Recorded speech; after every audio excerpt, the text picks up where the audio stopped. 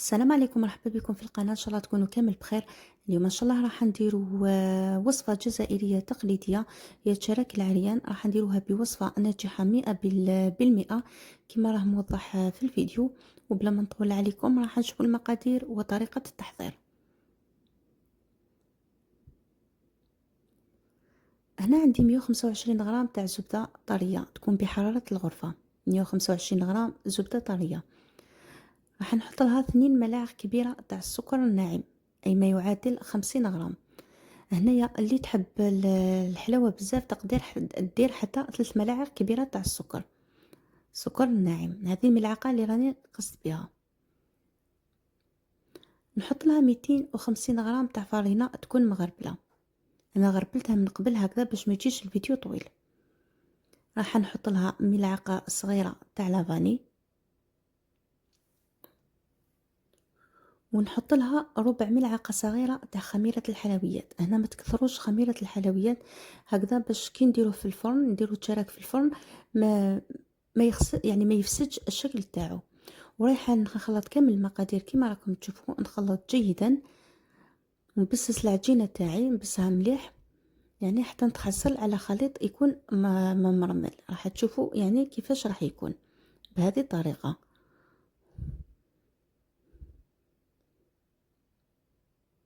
شوفوا الطريقه اللي راني نبس بها العجينه تاعي. هاو الخليط اللي تحصلت عليه.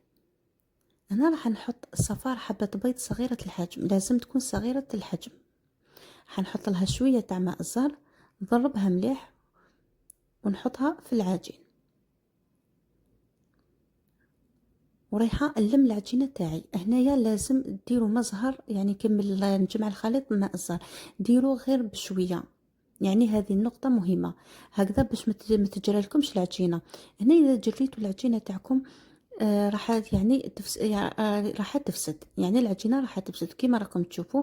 انايا هنا درت لي غير يعني شويه تاع ماء الزهر، وراني كملت نلم في العجينه تاعي، يعني نلمها هكذا حتى تولي عجينه ملساء كيما راكم تشوفوا.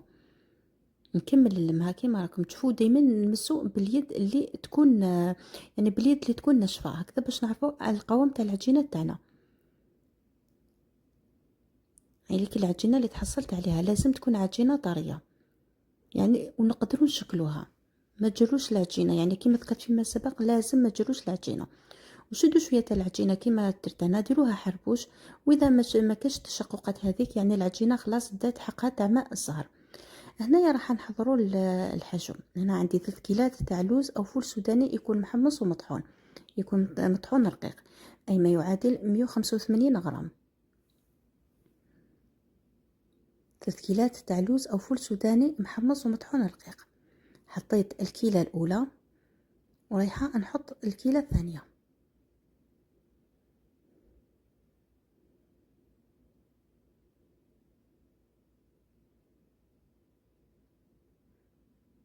هكذا كما راه موضح في الفيديو، يعني 3 كيلات يكونوا ممسوحين.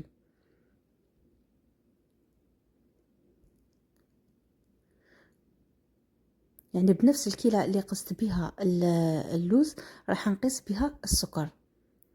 بنفس الكيلة عندي هنا كيلة، يعني نصف كيلة سكر عادي.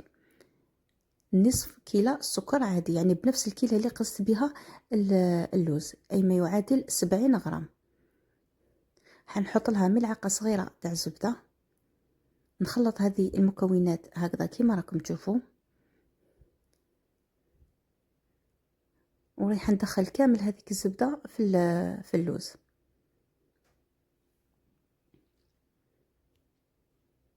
ونبدا نلم بماء الزهر.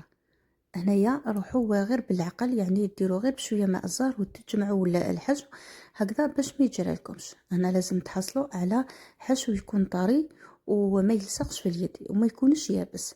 راح تشوفوا القوام تاعو وشوفوا الطريقه اللي راني نخدم بها.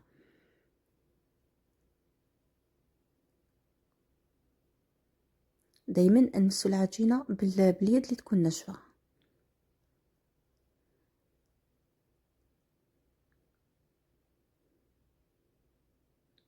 هالك الحشو اللي تحصلت عليه. وهنا كما راكم تشوفوا وزنت العجينه 25 غرام، والحشو وزنه 12 غرام. وكما راكم تشوفوا يعني الحشو دار لي كامل الكميه تاع العجينه وبقات لي هذيك الكميه. يعني الحشو راح يدير لكم كامل الحبات ويفضل لكم شويه. كما راكم تشوفوا هنا بديت نشكل التشارك تاعي. عندي سنيوه تدخل الفرن، حطيت لها ورق الطهي وراني نحل في العجينه. شوفوا كيفاش حليتها. هنايا العجينه رايحه تتحل غير يعني بلا حلال، غير باليد تقدروا تحلوها. ورايحه نحط لها الحشو ونغلق جيدا كما راكم تشوفوا. ندور هكذا ونغلق جيدا حتى نشكل حربوش. نغلق مليح هكذا باش ما يخرجناش الحشو، ونشكل تشارك كما راكم تشوفوا. نضغط شويه على الاطراف ونخلي الوسط كما راه موضح في الفيديو. وهنايا بعد ما نشكل كامل الحبات تاعي تاع التشارك، هنا نخليهم ينشفوا. خلوهم ينشفوا هكذا باش يحافظوا على الشكل تاعهم. اذا درتوهم الصباح يعني خلوهم حتى العشيه باش طيبوهم، يعني خلوهم ينشفوا. واذا ما كانش عندكم الوقت، انا ما كانش عندي الوقت، حطيتهم في الثلاجه يعني لمده 15 دقيقه حتى يعني يشدوا رواحهم، راح يشدوا رواحهم. ومن بعد بديت ندير لهم اللوز كما راكم تشوفوا. هنا نغلق الحبه كامله مليح ونشكل هلال او تشارك.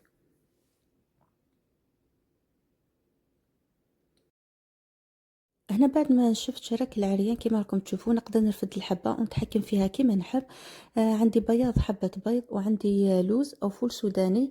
هنا ماشي محمص وملح خشين. هنا لكم الاختيار، تقدروا ديروا اللوز كما تقدروا ديروا الفول السوداني يعني الكاوكاو. هنا كل وحده واش متوفر عندها في البيت. وكما راكم تشوفوا هنا شديت الحبه تاع الشرك، دهنتها بياض البيض وحطيتها في اللوز. ندهنها مليح يعني ندهن كامل الاطراف هكذا كما راكم تشوفوا. من بعد نحكم الحبه تاعي ونحط عليها يعني ندير عليها كميه مليحه تاع اللوز بهذه الطريقه، ونديرها كامل في الاماكن اللي ما كاش يعني اللي ما فيهاش. شوفوا الحبه كيفاش جات. راح نزيد حبه واحده اخرى.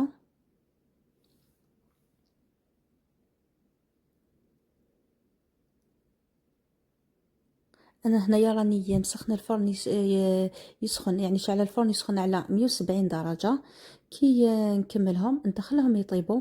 كي يطيبوا من التحت نشعلهم غير شويه من الفوق يدوا اللون الذهبي ونحيهم. وهنايا لازم الحبات تاع الشارك ما تقربوهمش لبعضهم، ديروهم شويه متباعدين رايحين يزيدوا يتنفخوا في الفرن. وهذا هو الشكل النهائي تاع الحلوى تاعنا لنهار اليوم. شوفوا كيفاش جات ما شاء الله. الحبه ما جاتش كبيره بزاف وما جاتش صغيره، يعني بالوزن تاع 25 غرام، جات متوسطه. راح نقسم لكم حبه باش شوفوا كيفاش جات. شوفوا كي نقسمها يعني جات هشيشه، جات ذوب في الفم. هي هذه الوصفه ناجحه 100%، يعني تقدروا تجربوها. الحشو جا معسل من الداخل. شوفوا كيفاش جات. ان شاء الله تعجبكم الوصفه، واذا عجبتكم ما تنسوش تدعموني بجام، تشتركوا في القناه، تفعلوا الجرس باش يوصلكم كل ما هو جديد، تشاركوا الفيديو مع الاصدقاء اللي تعم الفائده. ونلقاكم في فيديو قادم ان شاء الله. سلام.